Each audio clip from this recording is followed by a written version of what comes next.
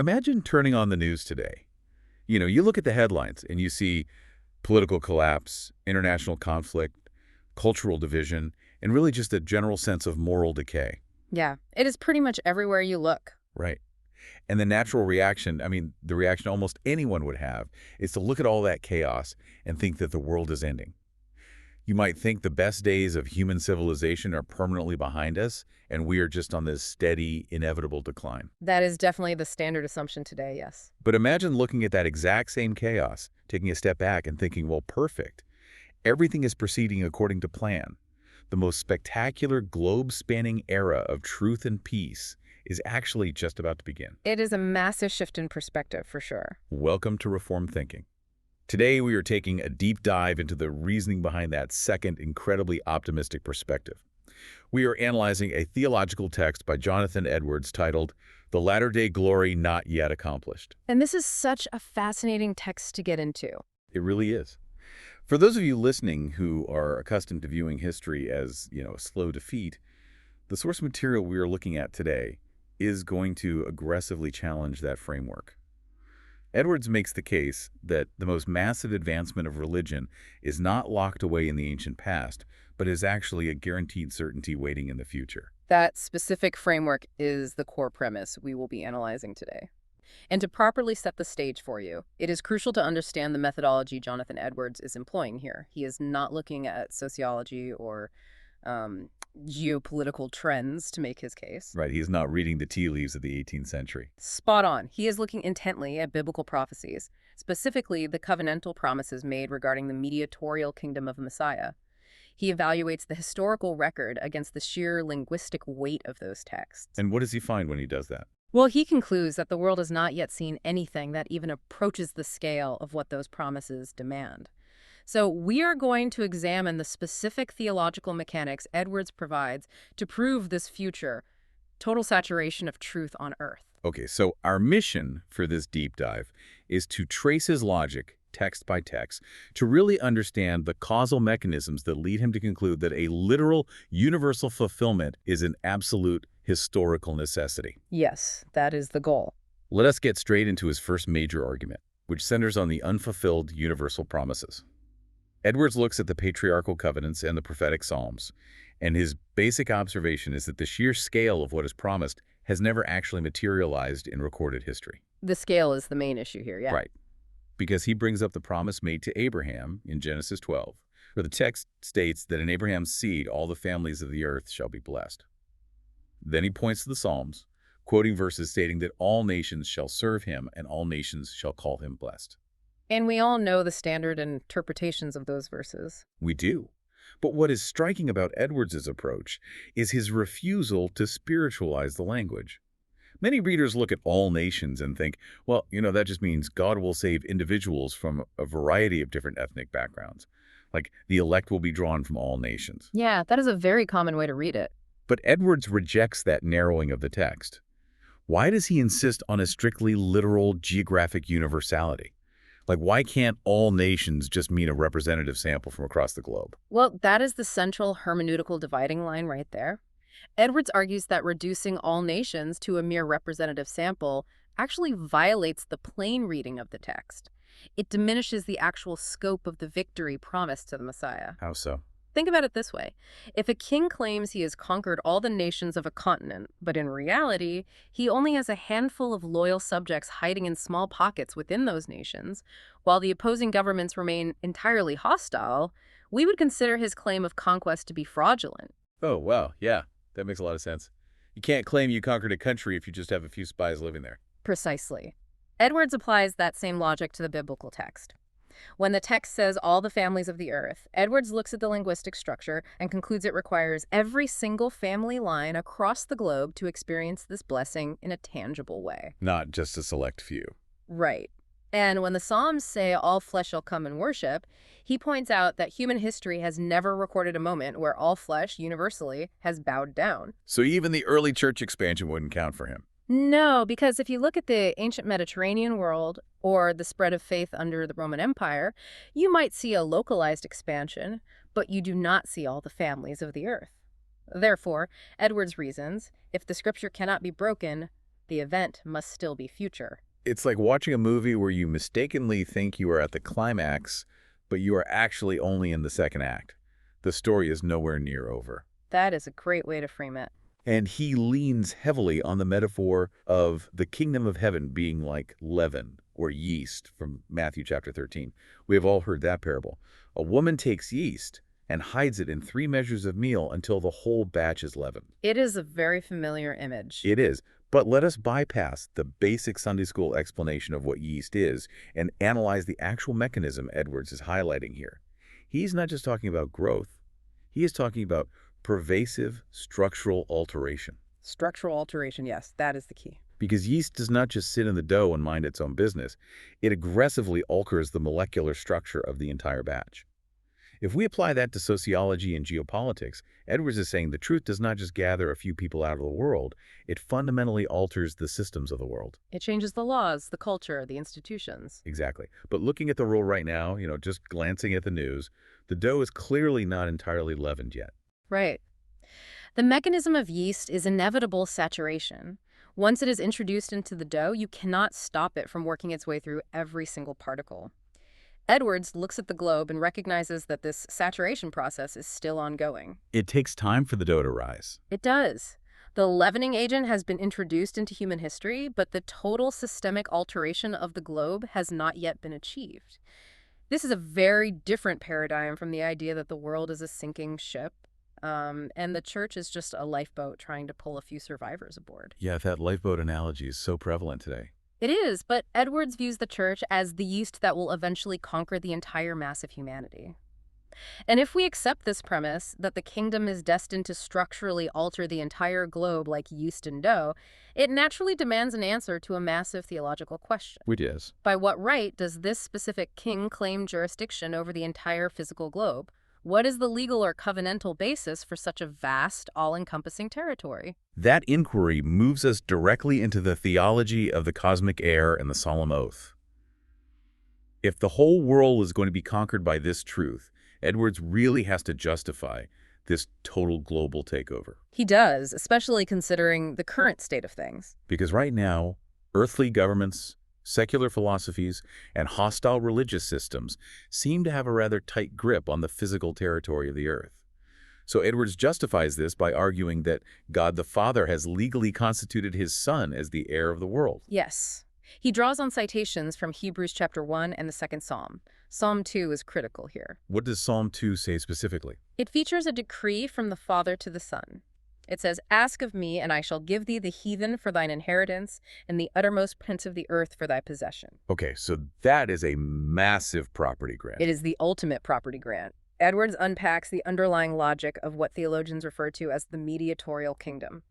The argument relies on the justice of the covenant of redemption. Let's break that down for the listener. Sure, because the Son of God became a physical man, because he actually lived on this physical dirt, shed his physical blood on this earth, and suffered a highly public execution in front of representatives of the known world, both Jews and Romans, near a very populous city.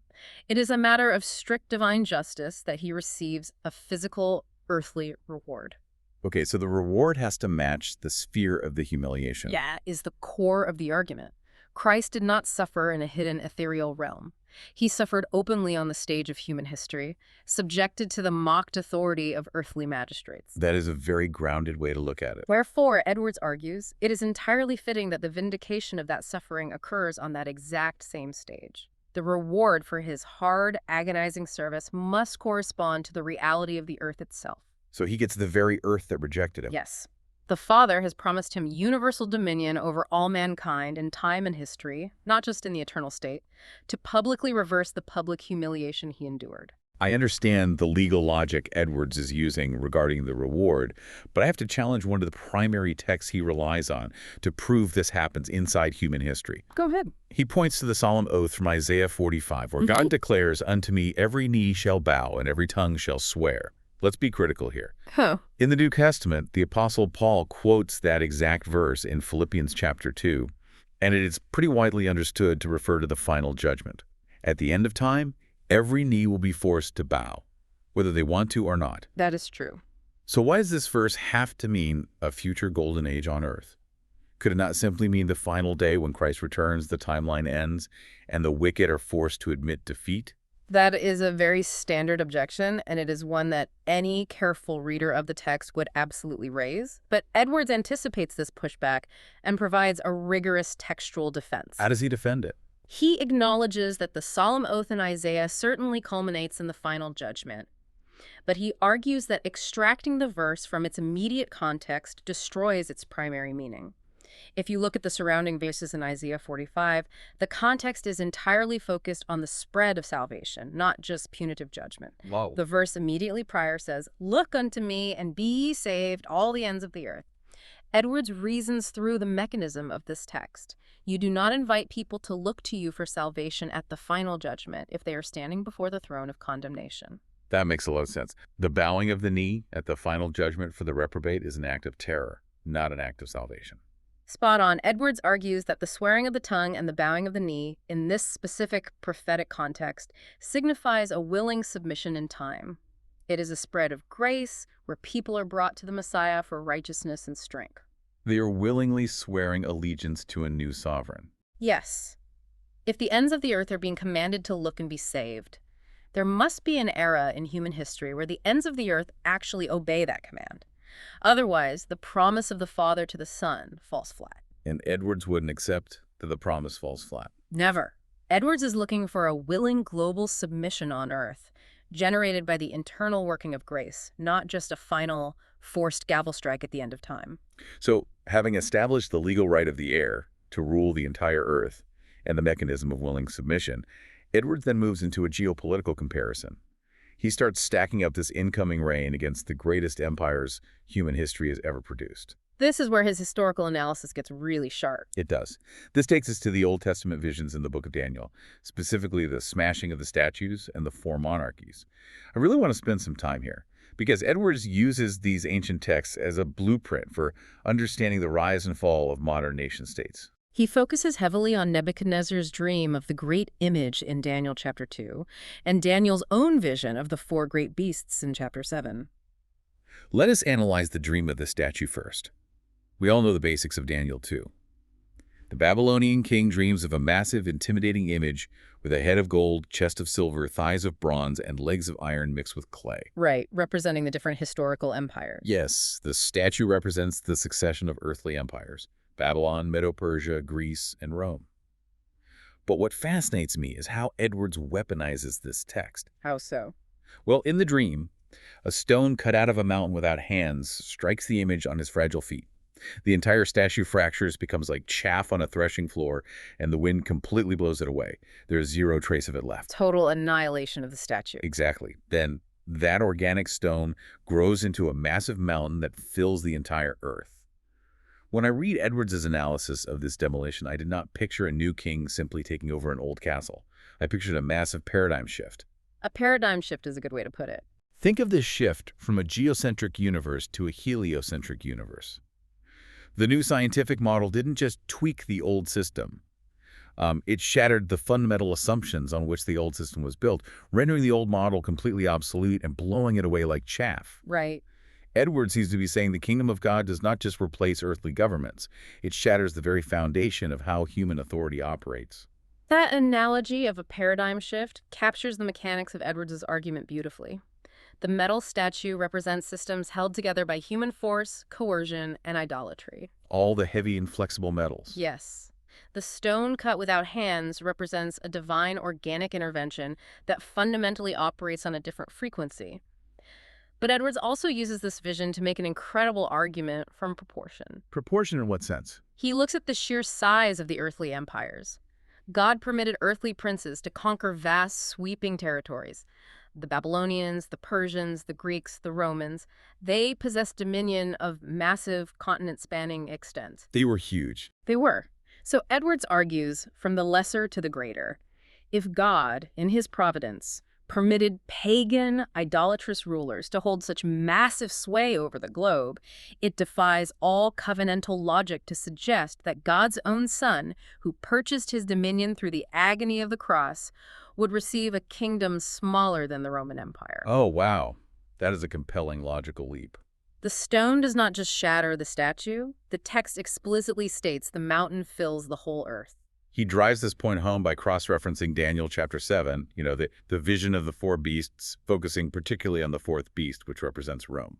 Yes, Edwards examines the terrifying descriptions of that fourth beast. The text says it had iron teeth, and it was said to devour the whole earth, tread it down, and break it in pieces. Which raises a critical question about the language. It raises a critical question for Edwards regarding the scale of prophetic language. We know from historical records that the Roman Empire did not literally control the entire globe. Right, they did not conquer North America or Eastern Asia. Exactly. Yet the prophetic language describes a temporary earthly kingdom as devouring the whole earth. So how does he use that? Edwards asks us to consider how we should then understand the language used for the Son of Man's final everlasting kingdom. Daniel says that all people, nations, and languages should obey him, and that his dominion is an everlasting dominion under the whole heaven. I see. So if the lesser kingdom gets hyperbole like devouring the whole earth, the greater kingdom must literally fulfill the absolute maximum capacity of those words. Precisely. Edwards argues that the phrasing used for the incoming kingdom of the Messiah must be understood in an absolute universal sense that entirely dwarfs the geographic footprint of the Roman Empire. Because it's an everlasting kingdom. Yes. The emphasis and strength of the expressions used for the Son's kingdom are qualitatively and quantitatively greater than those used for Rome. The Roman beast was a regional terror. The stone that becomes a mountain is a global reality. If the mountain literally fills the entire earth and completely dwarfs the greatest human empires, we have to look closely at the language the scripture uses to describe that absolute totality. And Edwards compiles a massive list to do just that. He does. He compiles a massive list of geographical phrases to prove his point, leading to his concept of total saturation. He catalogs phrases that describe the physical boundaries of the globe itself, really leaving no room for localized interpretations. He lists phrases from the Psalms and the prophets like the utmost ends of the earth, from the rising of the sun to the going down of the same, and the outgoing of the morning and of the evening. He just layers these phrases on top of each other to build this cumulative case. It is a very thorough approach. But let's apply some critical friction here. What if a skeptic reads Edwards' essay and says, look, these are ancient Near Eastern texts. Those cultures used massive hyperbole all the time to flatter their kings. People definitely make that argument. Right. They might say, when they say utmost ends of the earth, they just mean a really large area. They might just be describing the spread of the early church after the days of Constantine, when Christianity became the official religion of the empire. How does Edwards intellectually shut down their argument that this is all just poetic hyperbole? Edwards mounts a brilliant linguistic defense against that exact objection.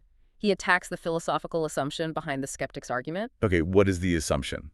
He argues that if we dismiss every universal phrase as mere hyperbole, we are essentially suggesting that it would be linguistically impossible for God to actually foretell a literal universal event even if he wanted to. Oh, that is a fantastic point. Right. If words like all, every, and the utmost ends are automatically downgraded to mean some, most, and a regional area, then language loses its utility for communicating absolute concepts. You literally wouldn't have the words to describe a global event. Exactly. To counter this, Edwards points to Isaiah chapter 11, verse 9, and he basically challenges the reader to devise a stronger, more watertight expression for absolute universality. What does the text say? The text says, "The earth shall be full of the knowledge of the Lord as the waters cover the sea." The hydrodynamics of that metaphor are incredible. They are. Edwards asks us to consider the physics of the ocean bed. In the vast expanse of the ocean, there is no place where there is a lack of water. Right, there are no dry spots at the bottom of the ocean. None. There's no dry cavity, no isolated gap, no empty space in the wide bed possessed by the sea. Every single square inch of the ocean floor is covered by the weight of the water. So he takes that literally. He insists that the Holy Spirit chose that specific metaphor to communicate an inescapable reality. In the same way that water naturally seeks the lowest point and fills every available crevice, the knowledge of the Lord will penetrate every human society. Water just gets into everything. It does. There will be no part of the habitable world lacking the light of the gospel. He challenges anyone to invent a stronger human phrase to describe total, inescapable coverage. It is not just about the presence of truth, though, is it? It is about the total absence of alternatives. Yes, that is the other side of the coin. Because Edwards offers what we could call a negative proof to solidify this point. He doesn't just rely on positive statements about the truth spreading. He points to prophecies regarding the total institutional abolition of idolatry. Which is a massive claim. It is. Citing Jeremiah and Isaiah, Edwards notes that the false gods who did not make the heavens and the earth shall perish from the earth entirely. The prophecies state that the nation and kingdom that will not worship the true God will be utterly wasted. That is very strong language. It is staggering when you think about it. It guarantees 0 remaining heathen nations. There will be no holdouts, no isolated pockets of false worship, no competing global religions. The earth will be swept completely clean of systemic idolatry. That negative proof is vital for understanding Edwards's optimism. He is not just predicting that Christianity will be the most popular religion among many. He is predicting the complete collapse of all rival religious and philosophical systems. That is a bold stance. Whether it is secular humanism, animism, or any other massive world religion, Edwards reads the text as promising their utter dissolution. They will not survive the rising of the waters. They will perish from under the heavens. This total water level saturation of truth isn't just an Old Testament concept either. The New Testament explicitly confirms this global harvest, but it does so by revealing the theological mechanism behind the delay. Yes, this is where it all starts to click together chronologically. This brings us to the first fruits, the harvest, and the binding of Satan. Let's look at the New Testament evidence, starting with Christ's own statement in John chapter 12. He says, "I, if I be lifted up from the earth, will draw all men unto me." To explain how and why this global draw happens progressively over time, Edwards brings in the Apostle Paul's logic from Romans chapter 11. Romans 11 is huge for this. This chapter is the absolute linchpin for understanding Edwards' timeline of history. He points out that the conversions in the primitive ages of Christianity, the early church spreading through the Greco-Roman world, were only the first fruits. Let's break down the agricultural mechanics of that term for you. In the Levitical system, the first fruits are just the initial small gathering of crops. You take the very first sheaf of the harvest and wave it before the Lord. Just a tiny sample of the whole field. Right. The first fruits are not the harvest itself. They're the guarantee that the massive field-clearing harvest is coming later. If Paul calls the early Jewish and Gentile converts the first fruits, he is covenantally guaranteeing a future gathering that will dwarf the first century. That is the logical necessity of the agricultural metaphor. But that still leaves a massive question. Why the delay? I mean, if Christ won the victory at the cross, why didn't the whole world convert in the first century? Why has there been 2,000 years of agonizing historical struggle? Edwards analyzes the tactical, covenantal reason for historical unbelief based on Romans 11. Paul writes that God has consigned all to disobedience, that he might have mercy on all. So God is actually orchestrating the pacing. Edwards looks at the broad epochs of history. He points out that God permitted darkness to prevail over the Gentile nations for thousands of years before Christ came. During that time, the light was confined to the tiny nation of Israel. Okay. Then, when Christ came, God permitted a judicial blindness to fall over the Jewish nation while the gospel went out to the Gentiles. Why use this staggering mechanism of staggered mercy? Why not save everyone all at once? Edwards argues it is so that God might demonstrate the glory of his grace on a whole world constituted of both Jews and Gentiles simultaneously in the future. Oh, I see. By plunging different segments of humanity into unbelief at different times, God sets the stage for a final, massive display of mercy where the fullness of the Gentiles and the salvation of national Israel occur concurrently. So the whole lump of dough, the full agricultural harvest, is still coming. Yes. The delay is not a failure of the gospel. It is the deliberate pacing of a master architect preparing a more magnificent final display. This mechanism of staggered mercy moves us right into the climax of the New Testament, the book of Revelation, specifically chapters 16, 19, and 20. The imagery there is incredibly vivid. It is. Edwards discusses the final conflict, where Christ is represented as riding forth with many crowns, setting up a kingdom far more extensive than Babylon or Rome. Then an angel comes down from heaven, lays hold of Satan, binds him with a great chain, and casts him into the bottomless pit. And sets a seal upon him. Right, setting a seal upon him so he should deceive the nations no more. I want to look at the phrase, deceive the nations no more. What does a world without systemic satanic deception actually look like? It looks very different than anything we have seen. In the early centuries, when Christianity conquered the Roman Empire, Satan lost his grip on the political monopoly of the known world. But he was still highly active. In the latter days, Revelation 20 says Satan is thrown into the pit and locked away. The confinement is total. Yes. The specific jurisdiction he loses is the ability to deceive the nations, meaning the ability to form global anti-Christian coalitions. He is stripped of his geopolitical influence entirely. That jurisdictional reading is precisely how Edwards understands the progression in Revelation. The binding of Satan is not just about reducing personal temptation. It is about the revocation of his charter to organize nations against the church. Because he has done that constantly throughout history. Throughout all of history, Satan has continually gathered empires to crush the people of God. The binding in Revelation 20 guarantees an era where that macro-level deception is forcibly stopped. And he just can't do it anymore. No. Satan is shut up and confined, leaving him zero place in the world of mankind to orchestrate international hostility against the truth.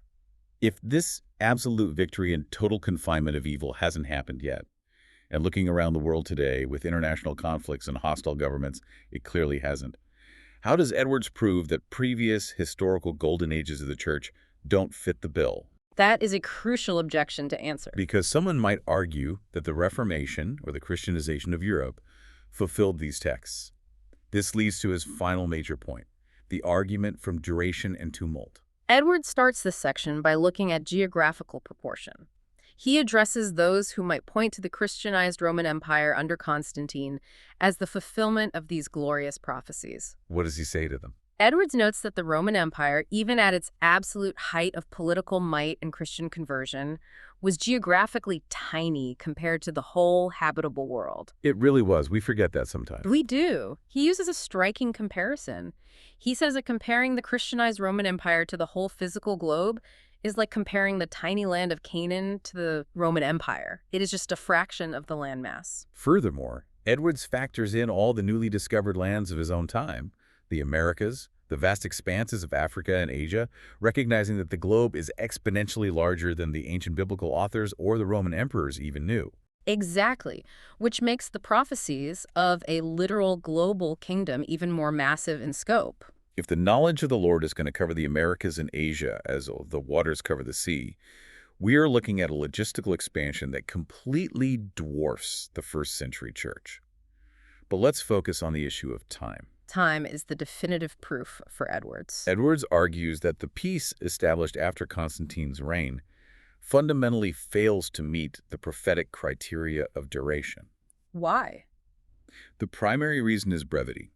Edwards observes that the quietness the church enjoyed under the Roman Emperor Constantine lasted roughly 20 years. 20 years. Just 20 years of peace before the world was torn apart once again by intestine wars, barbarian invasions, and internal theological heresies like Arianism that fractured the religious landscape. 20 years is a statistical anomaly. It is basically a rounding error on the timeline of human history. Exactly. Edwards contrasts this 20-year anomaly with the massive promises of duration found in the prophetic texts. The Old Testament speaks of Jerusalem being the joy of many generations. Right. Revelation speaks of the saints reigning for 1,000 years. The prophets promise a time when the sun shall no more go down and the moon will not withdraw itself. The scripture promises a definitive end to the agonizing interchange of light and darkness. So, no more cycles of golden ages followed by dark ages. No more revivals followed by centuries of apostasy. Right. The text promises one continued day of peace, where nations beat their swords into plowshares and learn war no more. Since the church has never enjoyed a long, sustained period of global peace and prosperity, and has almost always been in a low, afflicted state, Edwards logically concludes the fulfillment must be future. I want to bring some heavy friction into this discussion because it is so easy to read Edwards' 18th century optimism and write it off as naive. People do that a lot. We are sitting here in the 21st century. Edwards died in 1758. He never saw the 20th century. He never saw the mechanized slaughter of 2 world wars. He never saw the gulags or the Holocaust or the dropping of the atomic bomb. He never saw the rapid, aggressive secularization of the modern West. It is a totally different landscape today. How on earth does his thesis survive the horrors of modern history? If the world is supposed to be getting leavened by the gospel, how do we explain the sheer volume of blood and darkness in recent centuries? What is the mechanism that reconciles a guaranteed era of peace with the reality of ongoing historical trauma? That is arguably the most vital question we can ask of this text, and Mm. Edwards answers it through his theology of historical tumult. Historical tumult, how does that work? He does not believe the transition to the latter-day glory will be a smooth, uninterrupted upward graph. He draws heavily on the logic of Hebrews chapter 12 and the prophet Haggai, which speak of God shaking the heavens and the earth. Shaking things up. Yes. Edwards believes that the world is in a state of continual travail and tumult, age after age, for a highly specific architectural purpose. Architectural. The world is being shaken to violently dismantle systems of idolatry and human pride. The tumults, the wars, the collapsing empires, the cultural upheavals are not random accidents, and they are not signs that God is losing the war. They are a necessary demolition process. A demolition process. God shakes the nations so that the things which are made, the temporary artificial structures of human rebellion, are removed, ensuring that only the things which cannot be shaken remain standing. So the horrors of history are not a refutation of a coming kingdom. They are the violent labor pains preceding it. That is the exact metaphor he uses. It's like God is clearing the lot to build a cathedral, and demolition is a messy, violent process. You can't build something new without tearing down the old structures. Precisely. If you connect this to your perspective as a listener today, Edwards is addressing why God designed history to unfold this way. Why so much pain in the design? God ordered these continuous, exhausting historical changes, so the church, even when kept in a low, afflicted state where enemies hold temporary sway, has a rock-solid covenantal reason to maintain hope. So the shaking is actually a reason for hope. When you view history as a series of necessary divine shakings, it provides comfort from generation to generation. Every political revolution, every massive historical shakeup is just preparing the way for the Son of God's final kingdom. The darkness is not a sign of defeat then. No, it is the friction of the stone smashing the iron and clay of human rebellion. Let us recap the massive scale of the vision Jonathan Edwards has laid out here. He is arguing for a literal global kingdom of absolute universality, where the knowledge of the Lord covers the globe without a single dry gap. A completely leavened lump of dough. Yes, he is arguing for an unprecedented duration of systemic peace, where the geopolitical deceptions of Satan are completely neutralized. And he is arguing that history's violent tumults are just the necessary demolition work for a guaranteed covenantal victory. Grasping the mechanics of this framework entirely changes how you view current events. It really does. If you accept the textual arguments Edwards presents, instead of feeling overwhelmed by the news or feeling like the world is spiraling out of control into inevitable darkness, you can view global shifts, wars, and cultural upheaval through a lens of immense theological optimism. Because you know what is being built. Right. They are the shaking of the temporary structures, making room for an inevitable era of peace and truth that will cover the physical globe as the waters cover the sea. I want to leave you with a final thought to mull over, something that builds on the implications of this deep dive. It is a good thought to consider. If Edwards' reading of the biblical text is correct, and all of human history is essentially a massive demolition and construction site carefully managed by God to prepare the earth for a single, perfect, globe-spanning administration of truth. Wait, how does that alter your definition of what it means to be on the wrong side of history? Yeah, that phrase gets thrown around a lot. Our modern culture loves to use that phrase to intimidate people into adopting the latest moral trends. But if the final, massive, globe-spanning kingdom of Christ is an absolute historical certainty, guaranteed by the oath of the Father to the Son, maybe the rearview mirror isn't where we should be looking at all. Not at all. Maybe true historical optimism isn't about trusting the current trajectory of human politics, but trusting the stone that is destined to become a mountain.